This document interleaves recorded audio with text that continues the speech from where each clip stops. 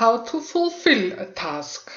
If you as a treatment operator have got a task, see I'm now treatment partner A, you will see tasks sent to you in the list of available tasks under the menu point Tasks. You may open the task with any of the options or symbols at the left side. With just clicking, you will come to First Fractions or use the overview or the graph.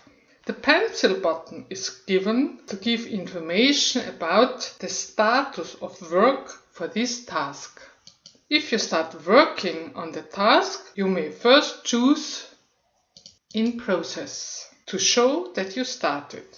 If you open the task with just clicking and no technology was chosen by the sender of the task, you first have to choose the technology used to treat this fraction sent to you. Use the pencil in the acceptor line to come to the Edit Acceptor page and choose the technology applied. Then you may fill in data. If you work with the graph, use the pencil button in the treatment step symbol and you will come to the Edit Acceptor page too. If you have a package available for the fraction delivered to you, you will see the Insert Package line and you may choose the package from a scroll down. Choose it, press the Submit button, and inserting of the package to the task is finished. Take care to choose the correct package, like given here for the example of power supply cables. As with pressing the Submit button, the package content will be inserted to the task and it is at present not possible to revoke it. In case of a mistake, you might have to go in contact with the sender of the task and ask him to delete the task and send a new one. So in case, check the package you want to use first under the main menu point Packages. For this, cancel, inserting the package and go to the package menu. If you know now that package number 19 is the correct one, choose it and edit. If you are quite sure that you have a package for the fraction asked but you don't find it, check your packages. The package must be created for exactly the same code and your company, must be mentioned as acceptor for this fraction.